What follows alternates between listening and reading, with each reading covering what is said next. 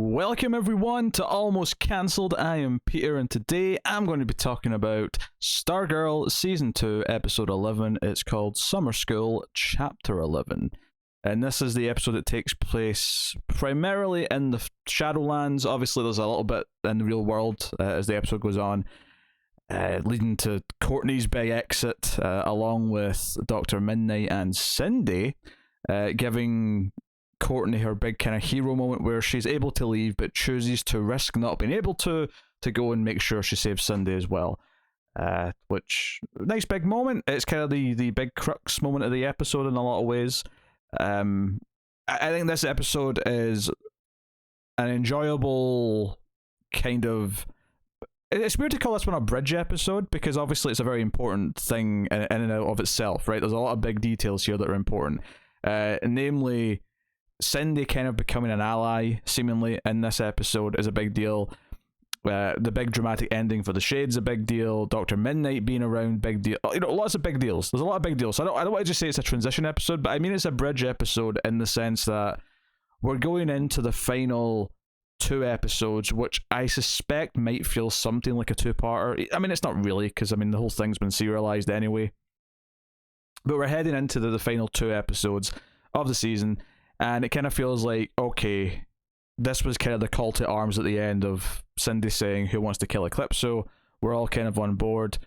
We're probably going to rally the troops next episode, and, you know, final big blowout in the finale. So, structurally, all this makes sense. It is the perfect kind of slower, downbeat episode, but in a good way. In a good way because it's a dramatic exploration episode where everyone's kind of at their lowest and their biggest risk of being trapped in the Shadowlands, all that stuff. So yeah, obviously I liked the episode. I think the first thing that stuck out to me about it when it got going, obviously we have to see it right at the very start, which is Pat coming home and everyone being very sad and effectively acting like Courtney's dead, and having Barbara react like that, and everyone being so down and morose, definitely gave a mood to the start of the episode. It definitely made it feel like there was consequences to what just happened, even though we all know that there's no way Courtney's gone for good and that we're going to be spending time with her.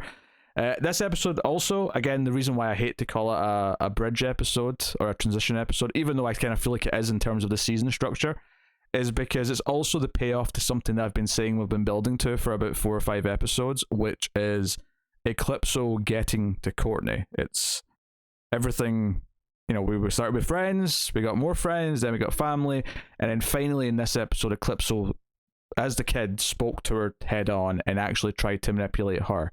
And seemingly he felt like he got a victory in the scene by having her say she hated him.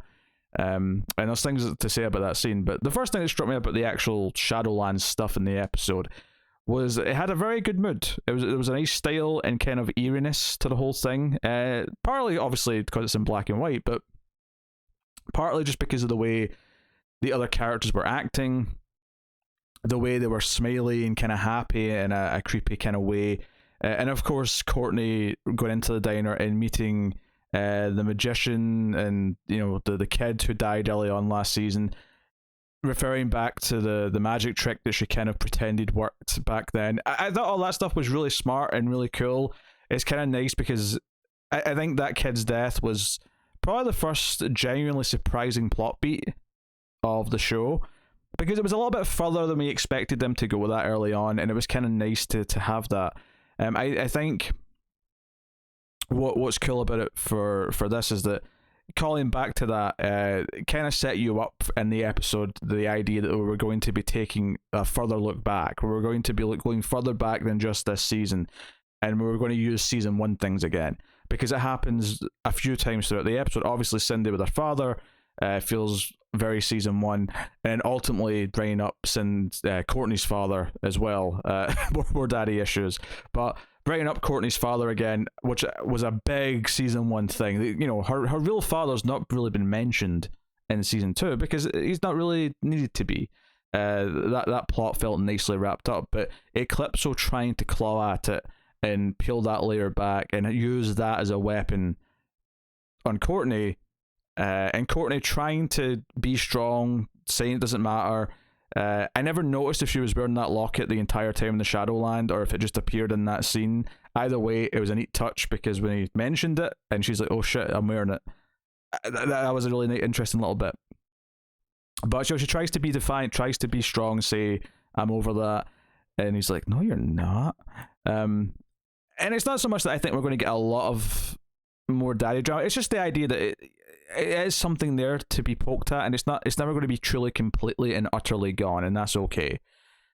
These things don't just magically heal up, and there's still going to be a pressure point emotionally. So all of this harkening back, I think, worked really well in its favor, and I think the episode started off with a nice creepy feel.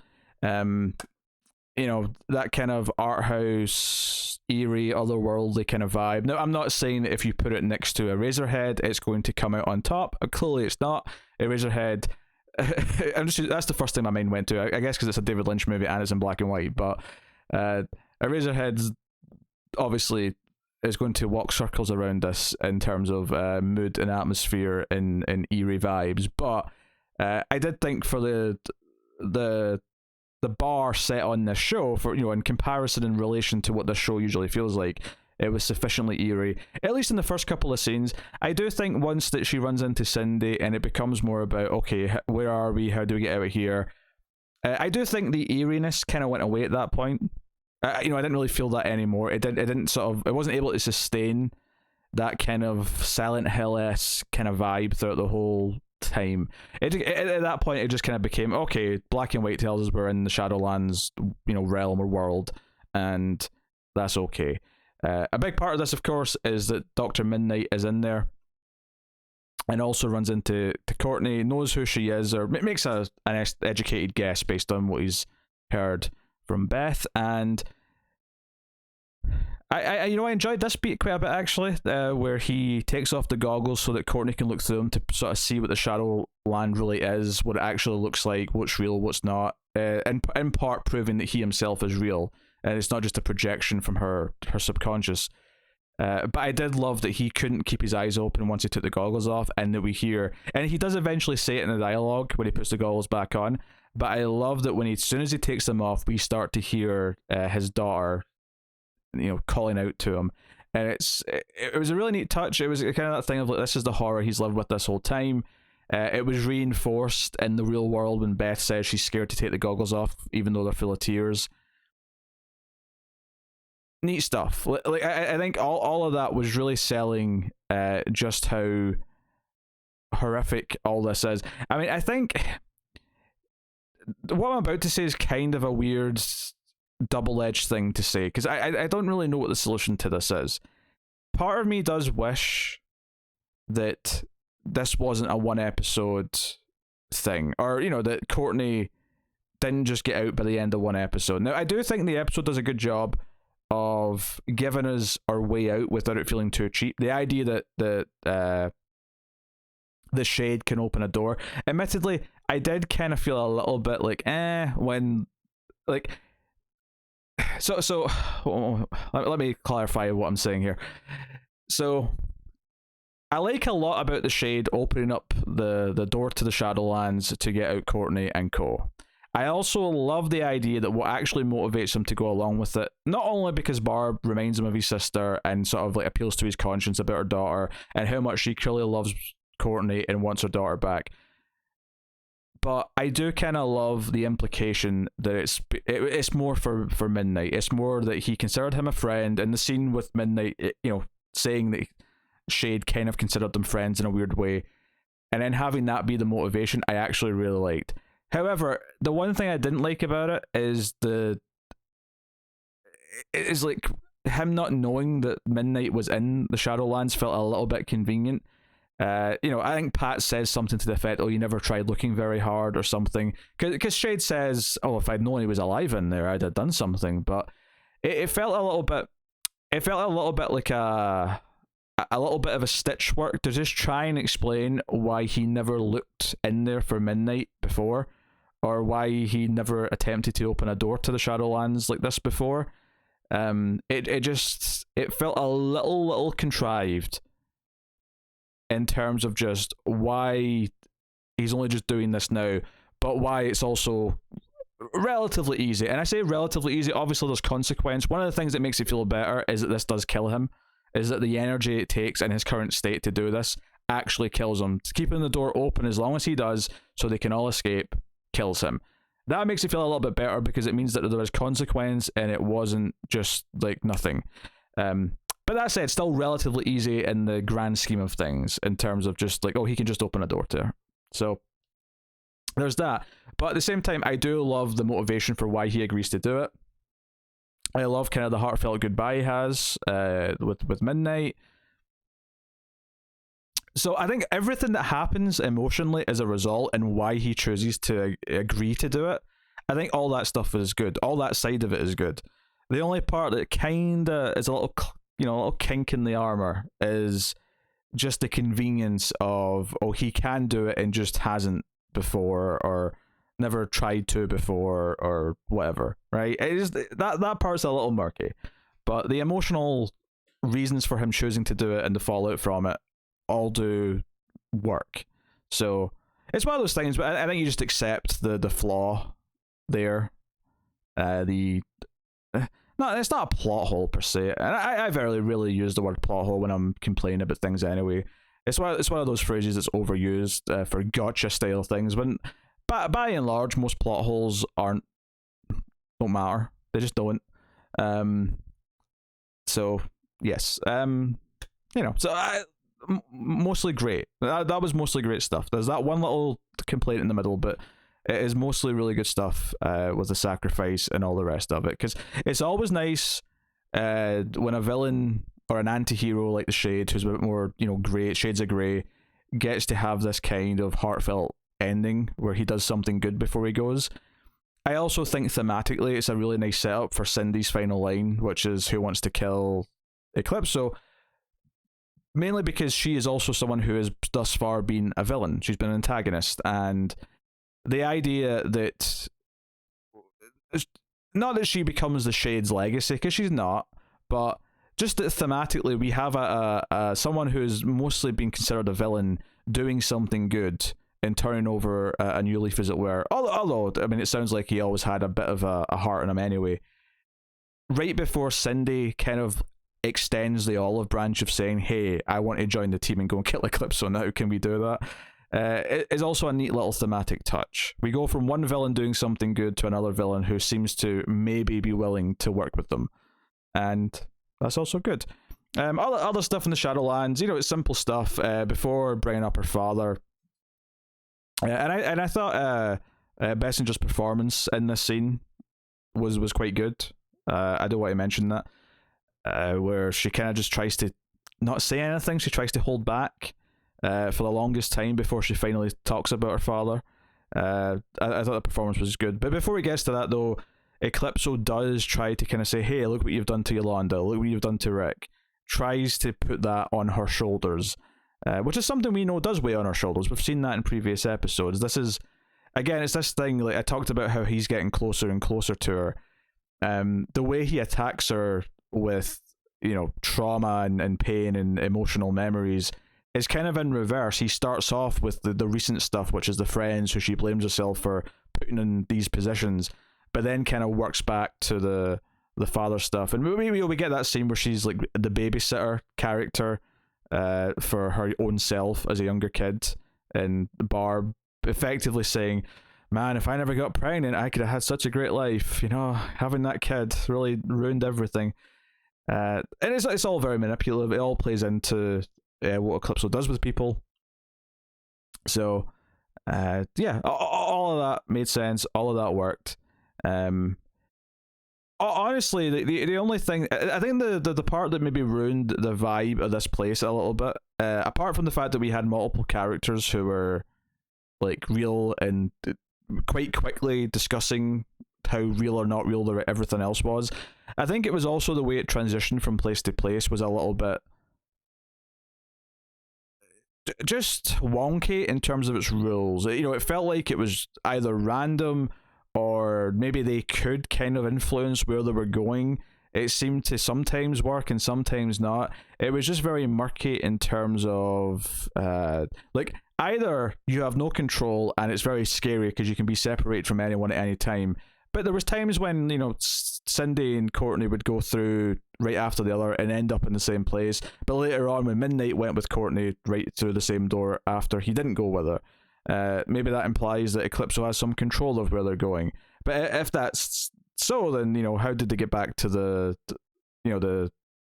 exit so easily? You know, the GSA headquarter place. Like, you know, like, there's just some little murky questions that were lingering in my head about some of the traversal rules of this place that felt very undefined, and I think they're kind of undefined intentionally.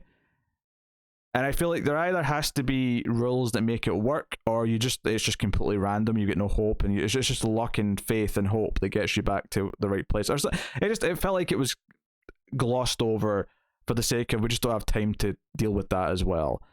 So that was one of the things where it just kind of felt a little bit conceptually weak. In an otherwise fine concept. Like, everything else in the Shadowlands I dug.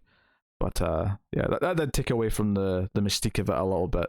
Because it got me thinking about the mechanics in a way that took me out of the just enjoying what the story was doing with it. So I think that's a fair little critique to have as well. Yeah, I should mention, obviously Mike had the big cliffhanger last episode with the candy gingerbread house thing, and it makes sense that that's brushed to the side. You know, he mentions finding the Thunderbolt this episode. Maybe he can help with that, but otherwise it's kind of brushed aside. And I completely get it. It makes sense that, you know, his sister seemingly has died, so it's not at the forefront of his mind right now. That makes sense. Like, I get it. But it is just worth mentioning that was one of the things that was kind of set up at the end of the last episode and still has to be paid off. I guess some of the other just little creative touches in the episode that are really nice is, and I spoke about these two scenes separately already, but I think it's worth pointing out that we have the scene where fake Barb in the Shadowlands talks about, you know, if only I'd never gotten pregnant. I think it's very intentional and smart writing that it's not that long after that we get the scene of the real Barb pleading with the Shade about not wanting to be alive unless her daughter's there, and, you know, saying, if you're going to kill me, then just kill me. If you're going to threaten me, just do it. I think that's a very neat writing tactic. It gives us this really solidified version of who she really is.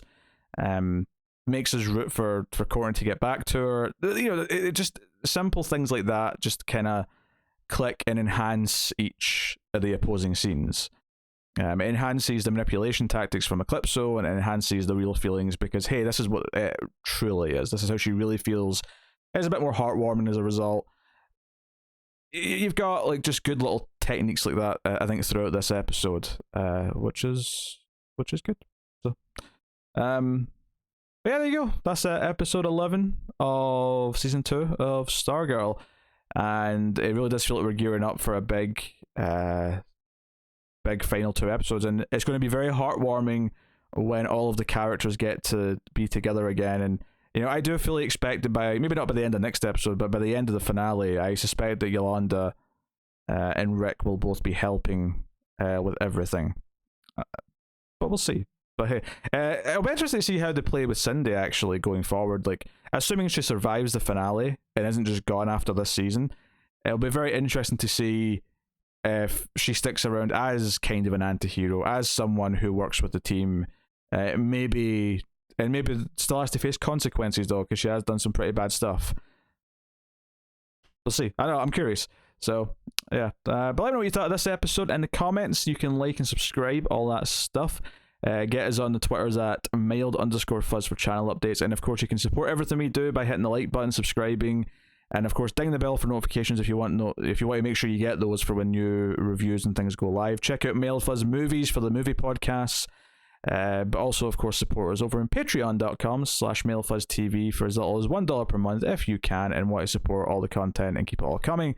You can do that too. But otherwise, that is me. So thank you once again for watching or listening. I always appreciate it. Keep watching TV. Have you got any vanilla?